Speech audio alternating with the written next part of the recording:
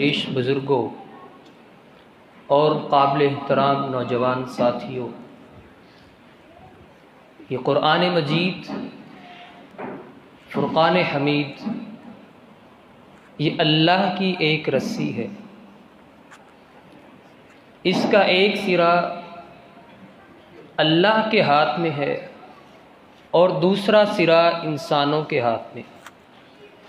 جو اس اللہ کی بنائی ہوئی رسی کو تھام لے گا، اس رسی کے مطابق اپنی زندگی کے دستور و منشور بنا لے گا، وہ رستے میں کہیں نہیں رکے گا، وہ سیدھا اللہ تک پہنچ جائے گا۔ اللہ کے نبی علیہ الصلاۃ والسلام نے ارشاد فرمایا، هو حبل اللہ مربوط طرفہ بید اللہ وطرفہ بایدیکم۔ یہ قرآن مجید اللہ کی رسی ہے، اس کا ایک سرا اللہ کے ہاتھ میں ہے اور ایک سرا تمہارے ہاتھ میں۔ اللہ کے نبی علیہ الصلاۃ والسلام کی دنیا سے جاتے ہوئے آخری نصیحتوں میں سے ایک خطبہ میں آپ علیہ الصلاۃ والسلام نے یہ نصیحت بھی فرمائی تھی، اے میری امت کے لوگوں، میں قرآن اور اہل بیت کو تمہارے درمیان چھوڑ کے جا رہا ہوں۔ اذکرکم اللہ فی اہل بیتی، اذکرکم اللہ فی اہل بیتی، اذکرکم اللہ فی اہل بیتی۔ قرآن اور اہل بیت کا خاص خیال رکھنا، قرآن اور اہل بیت کا خاص خیال رکھنا، ان کا خاص خیال رکھنا۔ لن تضلوا ولن تغلبوا بعد ذلك ابدا۔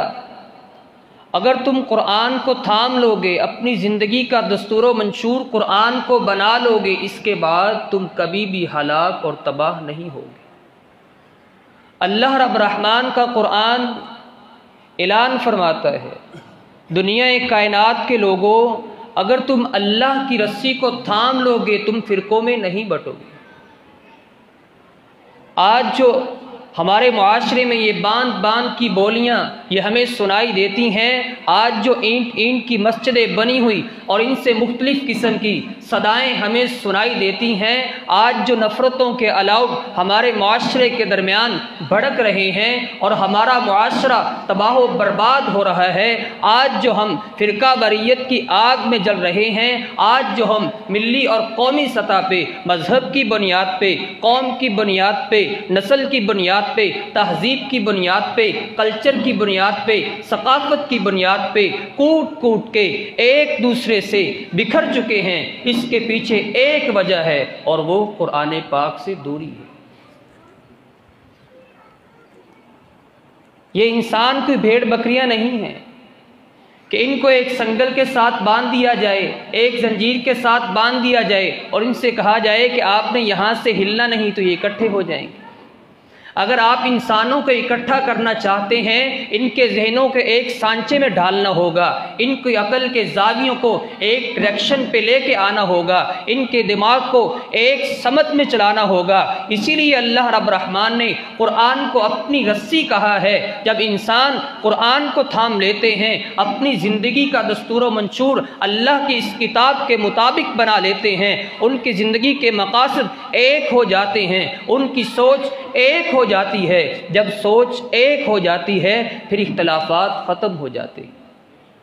پھر یرموک کا وہ منظر بھی انسانی تاریخ دیکھتی ہے، ایک انسان دنیا سے جا رہا ہے، زندگی کی آخری سانسیں گن رہا ہے، آواز لگاتا ہے مجھے پانی پلا دو، ساقی اس کے پاس پانی لے کے پہنچتا ہے، یہ جاں بلب ہے، زندگی اور موت کی بازی کھیل رہا ہے۔ اس کے پہلو میں لیٹے ہوئے ایک اور شخص کی آواز آتی ہے مجھے پانی پلاؤ، ساقی اس کے پاس پہنچتا ہے، اس کے ہونٹوں کے قریب پانی لے کے جاتا ہے، یہ شہادتوں کے جام بس نوش کرنے ہی والا ہے۔ ادھر ایک اور انسان کی آواز آتی ہے پہلے مجھے پانی پلاؤ، وہ کہتا ہے پہلے مجھے نہیں، میرے اس بھائی کو پانی پلاؤ۔ وہ اس کے پاس دوڑ کے جاتا ہے، جب اس کے پاس پہنچا وہ اللہ کے پاس، وہ دوسرے کے پاس لوٹ کے آیا، وہ بھی اللہ کے پاس پہلے کی طرف دوڑ لگاتا ہے، جب دوڑتا دوڑتا پہلے انسان تک آتا ہے، وہ بھی اللہ کے پاس جاتے جاتے ہم کو بتا جاتے ہیں جب مسلمان قرآن کو تھام لیتے ہیں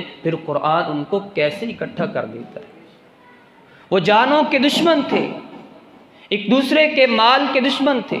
جب قرآن کو اپنی زندگی کا منشور بنایا، جب اپنی زندگی کا لاہ عمل قرآن کو بنایا، اللہ رب الرحمن نے ان کو ایک دوسرے کی زندگی کا محافظ بنا دیا، ایک دوسرے کی عزتوں کے رکھوالے کرنے والے بن گئے۔ اگر آج بھی ہم اپنی زندگی کے اندر قرآن پہ عمل، قرآن کو پڑھنا اور اس کو سمجھنا اور اس پہ عمل کرنا لے آئیں، یہ ساری نفرتیں ختم ہو جائیں گی۔ میری دعا ہے جو کچھ سنا ہے اللہ رب الرحمن ہم سب کو اس پر عمل کرنے کی توفیق عطا فرمائے، اور ہم سب کو اپنی زندگی کے تمام معاملات اس کتاب سے حل کرنے کی توفیق عطا فرمائے۔ وآخر دعوانا الحمد للہ۔